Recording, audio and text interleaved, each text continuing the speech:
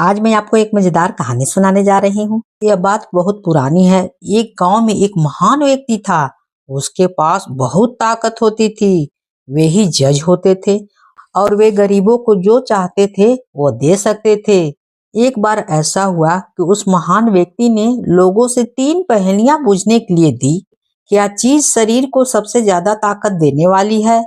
क्या चीज सबसे ज्यादा मीठी है? और क्या चीज सबसे ज्यादा चंचल होती है? उस शहर में एक गरीब आदमी अपनी 18 साल की बेटी के साथ रहता था। जब बेटी ने ये पहेलियां अपने पिता से सुनी तो वह अपने पिता से बोली, पिताजी, आप उस महान व्यक्ति के पास जाकर यह पहेलियां क्यों नहीं पूछते हैं? वो आदमी बोला, बेटी, वहां पर इतने बड़े बड़े अक्लमंद और अमीर लोग उन पहेलियों को बूझने के लिए आए हुए हैं। मैं उन लोगों के बीच में कैसे जा सकता हूँ? वहाँ महान व्यक्ति के पास बहुत बड़े बड़े लोग आते हैं और महान व्यक्ति उससे पूछता है, तुम यहाँ किस लिए आए हो?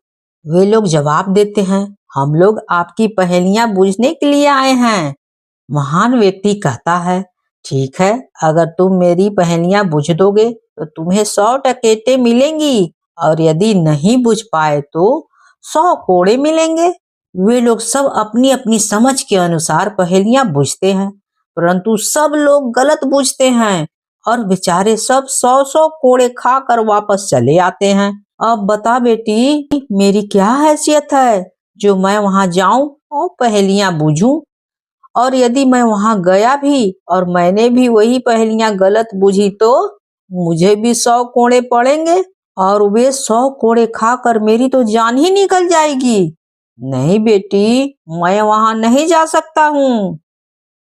बेटी बोली, नहीं पिताजी, आप जाइए, मैं आपको इन पहेलियों के जवाब बताती हूँ। शरीर को सबसे ज्यादा ताकत देने वाली चीज है धरती। धरती जिससे हमारा खाना आता है। और सबसे ज्यादा मीठा चीज है नींद, जिसकी आगे कोई चीज प्यारी नहीं है। और सबसे चंचल है आंखें। पिता डरते डरते उस महान व्यक्ति के पास पहुंचा। उस महान व्यक्ति ने पूछा, तुम यहाँ किस लिए आए हो? वह आदमी थोड़ा झुककर बोला, सरकार, मैं आपकी पहेलियां बूझने आया हूँ। उस महान व्यक्ति ने पूछा, सर, तो तुमको मालूम है ना? आदमी बोला, जी सरकार, मुझे मालूम है। उस महान व्यक्ति ने पूछा, तो बताओ, क्या चीज सबसे ज्यादा मीठी है? वह आदमी थोड़ी देर चुप रहने के बाद बोला, सरकार, सबसे मीठी चीज है नींद, क्योंकि जब किसी को नींद आती है तो वह सब कुछ भूल जाता है और उसी में गोते लगाने लगता है। उस महान व्यक्ति ने फिर पूछा, अच्छा, अब बताओ कि शरीर को सबसे ज्यादा ताकत देने वाली क्या चीज है? वो आदमी फिर पल भर रुका और बोला, सरकार, धरती माता, धरती। शरीर को सबसे ज्यादा ताकत देने वाली चीज है धरती, क्योंकि वह हम सबको खाना देती है। फिर उस महान व्यक्ति ने बोला, बहुत अच्छे, बहुत अच्छे। और आखिरी सवाल, क्या चीज है सबसे ज्यादा चंचल? आदमी बोला, सरकार, सबसे ज्यादा चंचल है आंखें। उन्हें बंद कर लो तो वे कुछ नहीं दिखाई देती हैं और उन्हें खोल लो तो वे आसमान के तारे तक देख लेती हैं। उस महान व्यक्ति ने बोला, बहुत अच्छे, तुमने पहेलियां तो बूझ ली हैं। अब यह बताओ कि इन पहेलियों का जवाब तुमको किसने बताया, क्योंकि इन पहेलियों को तुम खुद तो बूझ नहीं सकते। आदमी थोड़ा सिर झुकाकर बोला, सरकार, आप ठीक कहते हैं, यह पहेलियां मेरी बेटी ने बूझी है। उस महान व्यक्ति ने कहा, तुम्हारी बेटी तो बहुत होशियार लगती है। ऐसा करो, 1 दर्जन अंडे ले जाओ और कल सुबह मुझे इनमें से निकले हुए चूजे ला कर दो। आदमी ने सोचा, मैंने पहेलियां के जवाब क्या बूझे, यह तो एक और मुसीबत गले आ पड़ी है, पर मरता क्या नहीं करता। उसने वे अंडे उठाए और अपनी बेटी की सलामती की प्रार्थना करते हुए वह घर पर वापस आ गया। बेटी ने पिता को देखा तो सब काम छोड़कर दौड़ी दौड़ी पिता के पास आ गई। उसने देखा कि उसका पिता तो ठीक ठाक दिखाई दे रहा है। इसका मतलब है कि कम से कम उसको 100 कोड़े नहीं पड़े। उसने संतोष की सांस ली। वह बोली, क्या हुआ पिताजी, आप तो ठीक ठाक लग रहे हैं। इससे ऐसा लगता है आपको इनाम मिल गया है। पिता कुछ परेशान सा बोला, बस बस रहने दे। उस महान व्यक्ति टैकेट तो दिए नहीं और ये अंडे मुझे थमा दिए हैं। उन्होंने कहा है कि इन अंडों से निकले हुए चूजे उसको कल सुबह चाहिए। अब क्या होगा, बताओ तुम ही। और उस महान व्यक्ति के घर में हुआ सारा हाल अपनी बेटी को बता दिया। यह सुनकर बेटी बोली, पिताजी आप इन चूजों की बिल्कुल चिंता न करें। आइए पहले खाना खा लीजिए, बहुत भूख लगी है। जब तक उस लड़की का पिता तैयार होकर खाना खाने आया, तब तक उसने सभी अंडे को पका डाले। कुछ उसमें से खुद खाए और कुछ उसमें से अपने पिता को खिलाया। खाना खाकर उसने पिता को बाजरे की कुछ भुट्टे दिए और बोली, पिताजी आप इन भुट्टों को अभी अभी उस महान व्यक्ति के पास ले जाइए और कहिए कि वह इनमें से दाने निकाले, उन्हें बोए और सुबह तक मुझे इसके भुट्टे में से मुलायम मुलायम दाने निकाल कर भेजे, ताकि सुबह सुबह मैं उनको उन अंडों में से निकले हुए चूजों को खिला सकूं जो उसने मुझे भिजवाए हैं। पिता बाजरे के वे भुट्टे लेकर उस महान व्यक्ति के पास पहुंचा। उस महान व्यक्ति उसे देखकर आश्चर्य में पड़ गया और उसने पूछा, क्या हुआ, चूजे इतने जल्दी निकल आए हैं क्या। उस आदमी ने उस महान व्यक्ति को भुट्टे दिखाते हुए बोला, सरकार मेरी बेटी ने यह बाजरा भेजा है और कहा है कि आप इसमें से दाने निकाल कर बो दे और सुबह ताजा पैदा हुआ मुलायम बाजरा सुबह पैदा होने वाले चूजों को खाने के लिए तैयार रखें। उस महान व्यक्ति ने बोला, तुम्हारी बेटी तो बहुत होशियार है। ऐसा करो कि तुम उसको मेरे सामने लाओ और उससे कहना कि वह मेरे पास आए तो वह बिल्कुल बिना कपड़े के हो और न ही कोई कपड़ा पहने हो, न वह किसी सवारी पर आए और न ही पैदल आए, न तो वह कोई भेंट ही लाए और न ही वह बिना भेंट के आए। समझ में नहीं आ रहा है। पिता बेचारा फिर से चिंता करता हुआ घर वापस लौट गया।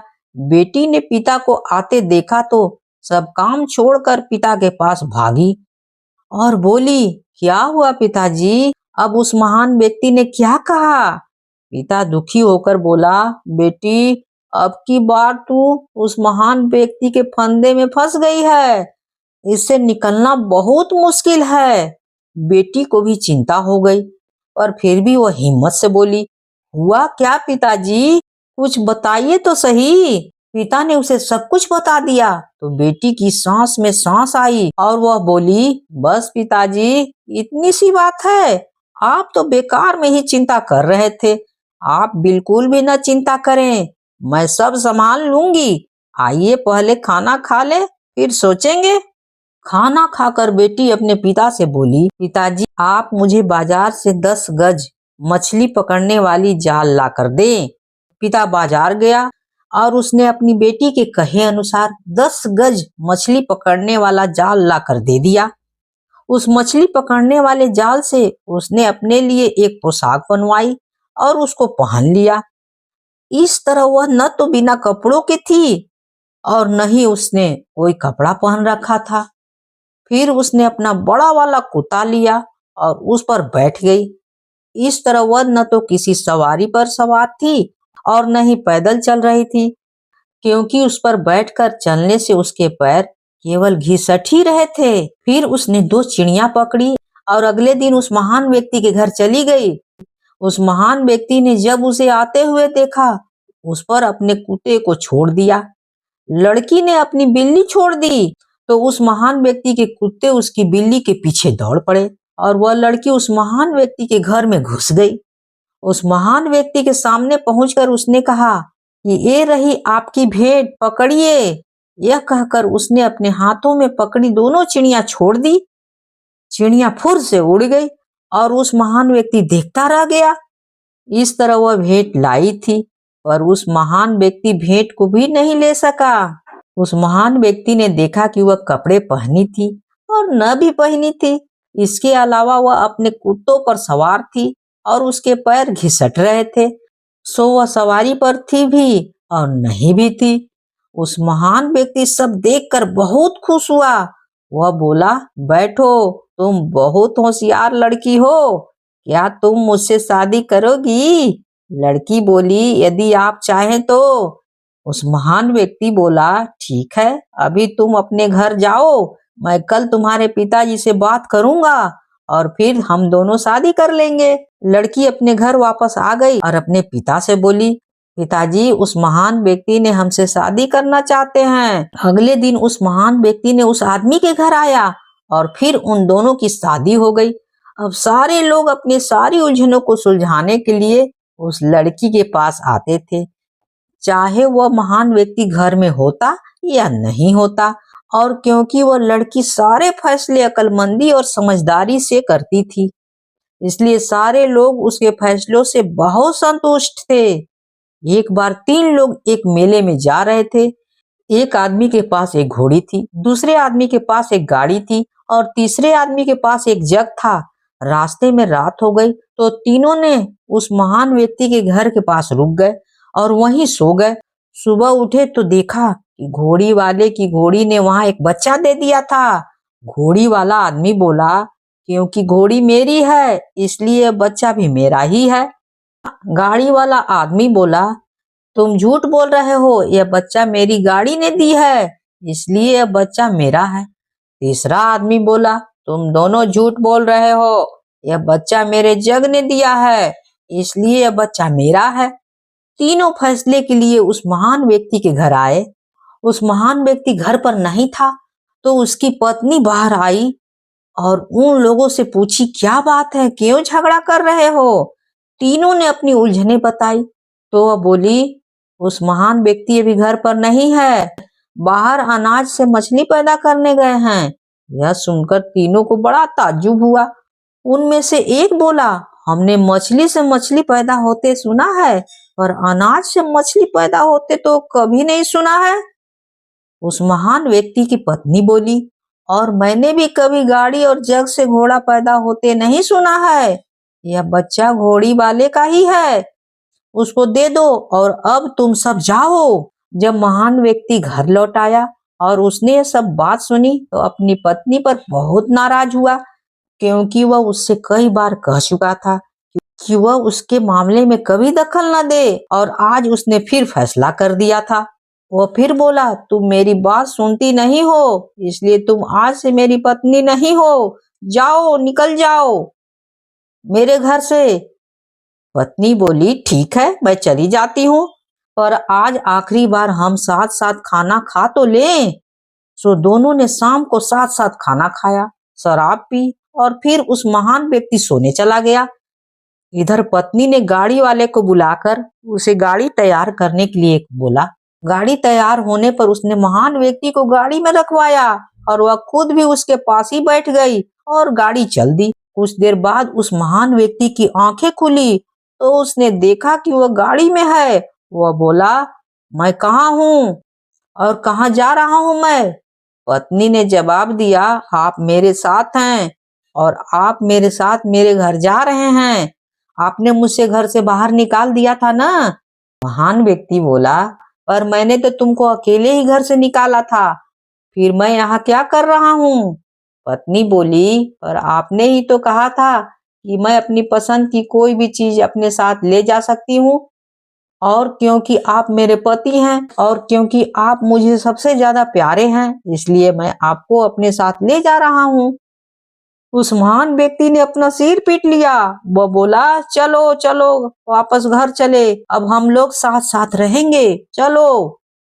और वे दोनों घर लौट आए और साथ साथ हंसी खुशी रहने लगे। अब उस महान व्यक्ति कभी उसके मामले में दखल नहीं देता था, क्योंकि वो जानता था कि मैं अपनी पत्नी से हार ही जाऊंगा। अगर कहानी अच्छी लगी हो तो please like, share and subscribe जरूर कीजिएगा, भूलिएगा बिल्कुल नहीं। कहानी होती है समाप्त।